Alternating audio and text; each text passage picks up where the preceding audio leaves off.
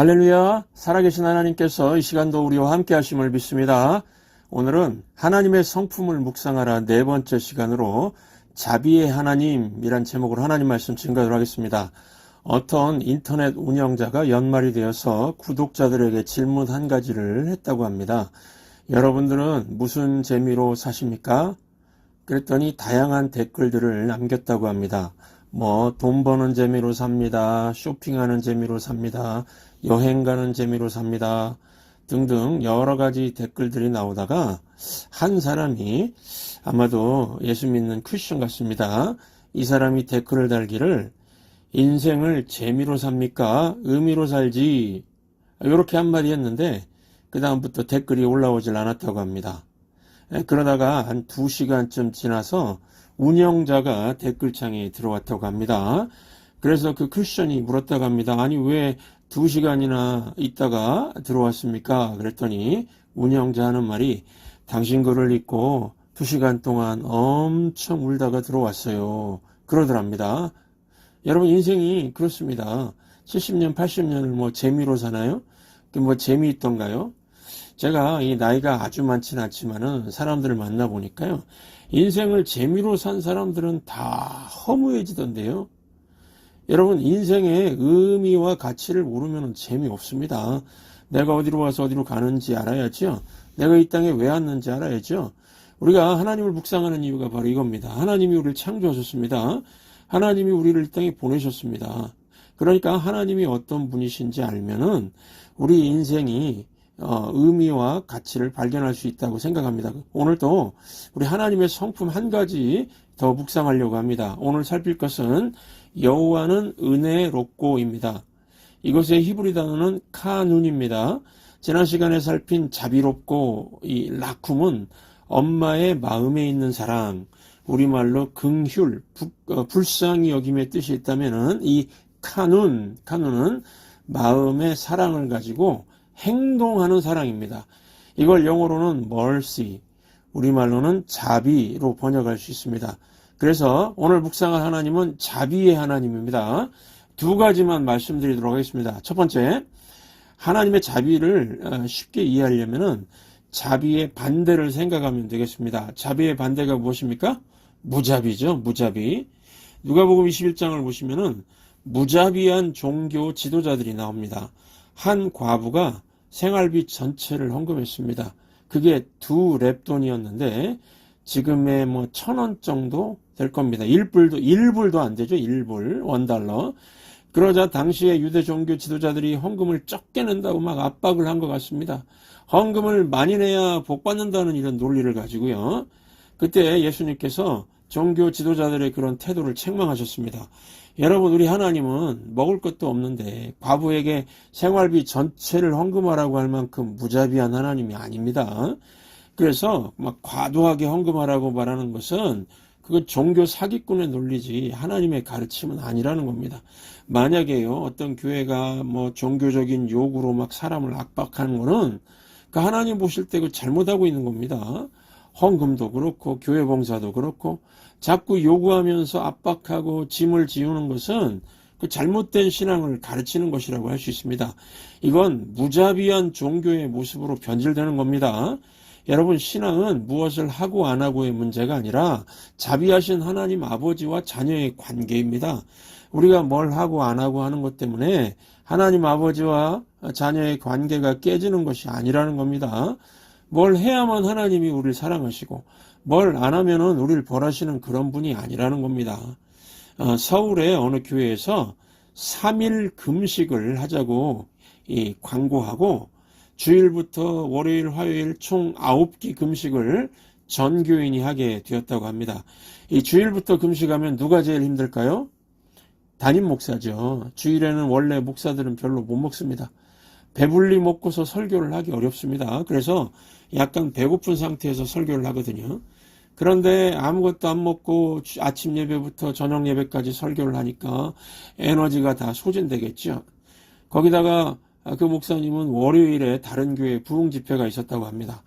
주일에 3끼를 굶었으니까 막 머리도 어지럽고 그랬다고 합니다. 그리고 월요일 아침 점심까지 5끼를 금식하고 저녁에 부흥집회 설교를 위해 운전해서 가는데 평소에는 보이지 않던 음식점들만 보였다고 합니다. 뭐 감자탕 식당이 눈에 들어오고 1km 바깥에서도 막 짜장면 냄새가 나는 것 같았다고 합니다. 그러다가 도저히 견딜 수가 없어서 월요일 저녁에 음식을 사 먹었답니다. 내가 왜 이러지? 그러면서 음식을 먹고 있는 자신을 발견했다고 합니다. 그 순간 막 눈은 막 밝아지는데 마음은 막 점점 어두워졌다고 합니다. 먹고 난 다음에 오는 엄청난 죄책감 때문에 견딜 수가 없어서 화요일 새벽 예배 때 성도들에게 고백을 했다고 합니다. 여러분, 저 밥 먹었습니다. 이렇게요. 그러자 성도들은 막 엄청나게 크게 웃으면서 몇 사람은 좀 비웃는 것 같이 보였지만 고맙게도 성도들은 3일 금식을 했다고 합니다. 성도들이 훌륭하죠. 하지만 목사님 스스로가 괴로웠답니다. 그 당시에 교회 안에 해결돼야 할 많은 기도 제목들이 있었는데 담임 목사가 되어서 금식도 제대로 못하고 그랬으니 하나님께서 해결 안 해주시겠구나. 금식을 깨버렸으니 교회에 고난이 오는 것은 아닌가. 나도 밖에 나갈 때 차 조심해야 되겠구나. 별 생각이 다 들었다고 합니다. 그런데 하나님은 그 목사님과 교회를 그렇게 다루질 않았답니다. 금식을 깬 목사를 더욱 건강하게 해주시고요. 교회의 어려운 문제들도 다 해결해 주셨다고 합니다. 오히려 이전보다도 더 많은 은혜를 부어주었다고 합니다. 그런 경험을 통해서 금식을 제대로 못하고 망신당한 그 목사님은 하나님의 자비하심에 대해서 크게 깨달았다고 합니다. 하나님께서는 3일 금식 9끼를 다 했느냐 안 했느냐를 보시는 게 아니라 오죽하면 먹었을까? 오죽하면 먹었을까? 이런 마음으로 대하신다는 겁니다. 하나님의 마음이 어떤 것이라고요? 오죽하면입니다. 오죽하면 먹었을까라는 겁니다. 오죽하면은 예배를 빼먹었을까? 오죽하면은 주일에도 일을 다 할까? 이런 마음이라는 겁니다. 여러분, 신앙은 우리가 구하기 전에 자비하신 하나님께서 우리의 마음을 다 아시고 오죽하면 그럴까? 그러면서 사랑으로 품어주시는 것, 그걸 믿는 게 신앙입니다. 반면에 우리가 무슨 요구 조건을 다 맞춰야 하나님이 들으신다는 건 그건 종교라고 합니다.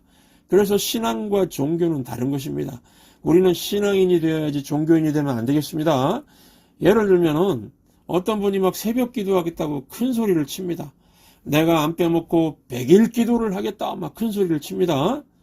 그래서 그 사람 100일 동안 새벽 예배에 안 빠지겠다고 막 큰 소리를 쳤는데 하루 이틀 하고서 3일째 실패해버렸습니다. 못 나왔습니다. 그러면은 무자비한 종교인들은요, 그거 보고 비웃을 겁니다. 막 형편없다고요. 하지만 자비 하나님은 그렇게 생각 안 하신다는 겁니다. 얼마나 새벽 기도가 하고 싶었으면 저렇게 큰 소리를 쳤을까? 그러신다는 겁니다. 마음은 나오고 싶은데 몸이 안 따라주는구나. 그러신다는 겁니다. 이게 하나님의 자비입니다. 새벽 기도 100일 못 채웠어도 미워하지 않으시고 박대하지 않으신다는 겁니다. 그래서 우리가 하나님 아버지를 바로 아는 게 중요합니다. 밤낮 벌 받을까봐 두려워 떨고 뭘 했으면은 자랑하고 못했으면은 죄책감에 시달리는 거는 건강한 신앙이 아니라는 겁니다. 이건 하나님을 무자비한 하나님으로 오해하는 겁니다. 그래서 이 간단한 적용인데요. 여러분, 헌금이 무엇입니까? 과도하게 헌금하면 복이 온다? 이런 접근은 좋지 않다고 생각합니다. 헌금을 더 많이 하면 하나님이 채워주실 거야. 성경에 이런 접근은 없습니다. 헌금 자체가 복입니다. 드리는 마음이 이미 복입니다. 그래서 우리가 헌금하면 복 받는 게 아니라 헌금하는 사람은 복 받은 사람임을 증명하는 것입니다. 저 사람은 하나님의 자비를 충만히 받아서 기쁜 마음으로 드릴 수가 있구나. 이걸 보여주는 거 아닙니까? 헌신도 마찬가지입니다. 헌신해서 복 받는 게 아니고 헌신은 하나님의 자비가 커서요. 이걸 누리는 방식이죠. 내가 하나님께 10,000가지 자비를 받았으니 10,000가지 하나님의 사랑의 행동을 받은 거죠. 10,000가지 자비를 받았으니 이걸 하지 않을 수 없다. 이런 마음입니다. 이걸 잊지 마시기 바랍니다. 헌금과 헌신이 자비하신 하나님의 넘치는 사랑의 행동에 대한 감사 표현인 거 이해되시죠? 그래서 우리 교회는 이거 하라 저거 하라 하지 않습니다. 자비하신 하나님을 예배할 뿐입니다. 그리고 헌금과 헌신은 여러분이 자발적으로 하시기 바랍니다. 두 번째, 하나님의 자비와 긍휼, 자비와 긍휼을 날마다 묵상하라는 것입니다. 성경을 읽어보시면은 이 자비와 긍휼은 항상 이렇게 같이 오는 것을 볼 수가 있습니다. 에레미야가 3장 20, 23절 함께 읽겠습니다. 여호와의 자비와 긍휼이 무궁하심으로 우리가 진멸되지 아니함이니이다. 이것이 아침마다 새로우니 주의 성실이 크도소이다. 하나님의 자비와 긍휼, 그렇죠? 하나님의 자비와 긍휼이 어느 정도라고요? 무궁하다. 끝이 없다는 거죠. 아침마다 새롭다는 건 무슨 뜻입니까? 어떤 분은 이걸 하루치 은혜라고 생각하는 것 같습니다. 그래서 아이고 목사님 이 하루치 은혜 갖고 그냥 버티려고 합니다. 그러는데 그게 아니라 새로운 은혜입니다. 새로운 은혜라는 겁니다. 그래서 굿모닝이 아니고 갓모닝입니다. 하나님이 함께 하시는 아침입니다. 여러분, 하나님이 새로운 은혜를 주시면 어떻게 될까요? 우리가 이 땅을 살아갈 때 악한 마귀가 우리 마음에 막 가라지 같은 거 뿌려놓지 않습니까? 뭐 피해의식, 두려움, 염려, 걱정 이런 것들 마귀가 맨날 와서 뿌려놓지 않습니까? 그런데 하나님이 아침마다 오셔서 그런 것들을 싹 뽑아내고서 새롭게 하신다는 겁니다. 그래서 우리가 뭐라고 고백한다고요? 우리가 진멸되지 아니함이니다. 어느 상황에서도 망하지 않는다는 겁니다. 그래서 신앙생활은 뭐냐면요, 우리가 어려움을 묵상하고 고난을 묵상하는 게 아니고 하나님의 자비와 긍휼을 날마다 묵상하는 겁니다. 우리가 낙심하는 이유가 무엇입니까? 하나님의 자비와 긍휼을 묵상하지 않고 고난을 묵상하기 때문 아닙니까? 그래서 반대로 하지 마시고 자비와 긍휼을 묵상하십시오. 그러면 낙심 대신에 소망과 찬송이 흘러나오게 될 것입니다. 그리고 제발 과거에 열심히 했던 거에 매여가지고 옛날이요 이러지 마시기 바랍니다. 아니 가수 이선희도 아닌데 왜 자꾸 옛날이요 그러십니까? 여기 60대 이상 되신 집사님들, 권사님들, 장로님들 과거에 기도 많이 하셨습니까? 과거에 뜨거운 영적 체험 있었습니까? 그런데요, 흘러간 물로는 물레방아 돌릴 수 없습니다. 아침마다 새로운 하나님을 체험하시기 바랍니다. 오늘의 자비와 긍휼을 베푸시는 하나님을 체험하시기 바랍니다. 그러면 낙심을 이기고 새로운 도약을 하게 될 것입니다. 그리고 여러분들 중에 혹시 주님을 위해서 열심히 살았는데 뭔가 꽉 막혀있는 이 막힘의 상황이 있는 분 계십니까? 뭔가 이렇게 막혀있는 분 계십니까? 답답하고요. 신앙생활 하는데 뭔가 답답하고 침체되는 것 같고요. 하나님이 자꾸 막으시는 것 같고요. 이런 상황에 이 돌파구가 뭔지 아십니까? 아침마다입니다. 자비와 긍휼의 하나님을 묵상하고 기도하는 겁니다. 그래서 저는 답답하고 뭔가 막혀 있으면은 아침마다 자비와 긍휼의 하나님께 기도의 씨름을 합니다. 그냥 한동안 뭔가 기도가 터지지 않을 때가 있습니다. 이럴 때는 교회 사역을 위해서 뭔가 막 결정해야 되는데 뭔가 막 막힘이 있고 심령이 답답하면요 결정하지 않습니다. 시무 장로님께 상의합니다. 그러면 우리 장로님 훌륭하셔서 목사님이 끝까지 기도하시고 결정하시라고 영적으로 도움을 주십니다. 여러분, 영적인 일은 영적으로 풀어야 합니다. 그래서 뭔가 막 기도가 막혀 있을 때는요 계속해서 끈질기게 기도합니다. 자비와 긍휼이 무궁하신 하나님, 제게 자비를 베푸소서, 저를 불쌍히 여기소서. 그렇게 하면은요 이게 기도가 안 터지다가 어느 순간에 탁 터질 때가 있습니다. 기도가 탁 트일 때는요 하늘에서 막 주의 자비가 막 내려오는 것 같고 주님이 불쌍히 여기셔서 길을 활짝 여시는 그런 기적 같은 일들을 체험하게 됩니다. 그러므로 혹시 여러분들 중에도 막힘의 상황 같은 거 겪고 계시다면은 절대로 낙심하지 마시고 자비와 긍휼, 그죠? 자비와 긍휼의 하나님께 날 아침마다 기도하시기 바랍니다. 우리가 영적 침체라고 말하죠. 영적 침체는 다른 게 아니고 두 가지입니다. 기도가 막히는 것 같고 세상이 막 커 보이는 것 같고 이게 영적 침체 증상입니다. 이때 우리가 자비와 긍휼의 하나님 앞에 나와서 끈질기게 기도하면요 반드시 일이 일어납니다.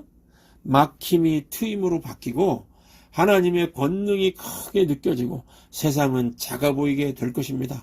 낙심은 사라지게 될 것입니다. 에레미야 애가 3장 22, 23절 이 내용을 가지고 만들어진 찬송가가 우리 아까 전에 불렀죠? 오 신실하신 주입니다. 이 찬송을 작사한 분과 작곡한 분의 스토리를 보면은 이 두 분은 모두 목사가 되기 위해 준비하다가 실패한 분들입니다. 이 393장을 작사한 사람이 타마스 치솜인데 가난한 농부의 아들이고 27살에 목사가 되어서 목회 시작했다가 몸이 아파서 1년 만에 목사를 그만두게 되었습니다. 20대에 몸이 아파서 목회를 못할 정도면은요, 낙심도 되고 하나님께 원망도 할 수 있지 않습니까? 그런데 어느 날 에레미야 애가 3장을 묵상하는데 이 말씀이 마음에 막 탁탁탁 튀어 들어왔답니다. 말씀이요. 그래서 건강이 나빠서 아무것도 할 수 없었던 것 같은 그분이 이 말씀을 묵상하면서 낙심하지 않고 새 힘을 얻어서 무려 1200곡의 찬송을 지었고요. 94세까지 장수하며 살았다고 합니다. 자비와 긍휼의 하나님 바라보면 이렇게 새로운 길로 이끌어 가시는 겁니다. 또 393장을 작곡한 분, 이제 악보 그려가지고 작곡한 이분은 윌리엄 런 얀이라는 분인데 이분은 폐병이 있어서 목사 되고 싶었지만 목사가 되지도 못했습니다. 젊어서 폐병 걸려 기침하고 그러니까 어떻게 목사를 할 수 있겠습니까? 그런데 이 윌리엄 런 얀도 낙심하질 않았습니다. 낙심하지 않고 윌리엄 치솜의 가사를 작곡해서 전 세계 교회에서 지금도 예배 때 불려지는 오 신실하신 주 찬송가가 나왔고 많은 사람에게 소망을 주고 있지 않습니까? 이 두 분 다 이 에레미야 애가 3장에 나오는 하나님의 자비와 긍휼을 묵상하다가 하나님 바라본 겁니다. 하늘의 하나님을 바라보니까 인생이 새로운 의미와 가치가 생기고 새로운 길이 열리지 않습니까? 이 어느 교회 전도사가 있었는데 이 교회에 캐비닛을 열어야 되는데 비밀번호를 까먹었다고 합니다. 그래서 담임 목사에게 가서 도움을 청했다고 합니다. 그랬더니 담임 목사가 캐비닛 앞에 와서 서가지고 한참 동안 그냥 서 있기만 했다고 합니다. 전도사 생각에 담임 목사님도 비밀번호를 까먹었나? 그런 생각이 들었답니다. 그런데 잠시 담임 목사가 하늘을 쳐다보더니만은 캐비닛 문을 딱 잡고 문을 열었다고 합니다. 전도사가 놀라면서 목사님은 기도만 하시면은 비밀번호도 바로 생각이 나시는군요. 이렇게 말하니까 이 담임 목사 하는 말이 그게 아니고 천장에 비밀번호를 써놨거든. 그랬다고 합니다. 아마 그 담임 목사는 아마도 습관적으로 그냥 하늘 쳐다보는 훈련하려고 천장에 비밀번호를 써놓은 것 같습니다. 제가 그 교회 어딘지만 알면은 가서 아마 모든 캐비닛 다 열 수 있을 것 같습니다. 천장만 쳐다보면은 되니까요. 여러분 이게 유머지만 의미가 있죠. 여러분 고개 숙이고 땅만 쳐다보면 답 없습니다. 하늘을 쳐다보십시오. 그리고 하늘의 하나님께 기도하면은 막힘이 트임이 되고 닫힌 문이 열리고 승리하는 인생을 살게 될 것입니다. 제가 일주일 내내 불렀던 찬양이 있습니다. 그 찬양 안에는 주님이란 단어가 한 번도 안 나오고 그러니까 이게 무슨 찬양이냐 하실지도 모르겠습니다. 그런데 그 불신자들에게 다가가려고 가사를 쓰다 보니까 찬양의 전제는 하늘의 하나님입니다. 하늘의 하나님. 근데 주님 하나님이란 말은 나오지 않습니다. 이 가사가 이렇습니다. 그대 폭풍 속을 걷고 있을 때, 비바람을 마주해야 할 때, 불빛조차 보이지 않아도 그대 혼자 걷지 않을 거예요. 두려움 앞에서 하늘을 보아요. 하늘의 하나님 바라보라는 겁니다. 그러면서 권면하기를 외로운 그대여 걱정 마요. 왜 걱정 말라고요? 하나님이 새로운 꿈을 꾸게 해주실 거니까요. 그래서 가사가 이렇게 이어집니다. 꿈꾸는 그 길을 또 걷고 걸어요. 그대 혼자 걷지 않을 거예요. 누가 함께 하신다고요? 자비와 긍휼의 하나님 아버지가요. 우리 하늘 아버지가요. 그러므로 우리 저와 여러분들, 이 자리에 계신 여러분들, 남은 인생 절대로 혼자 걷지 마십시오. 하나님과 동행하는 인생 사시기 바랍니다. 기도하겠습니다.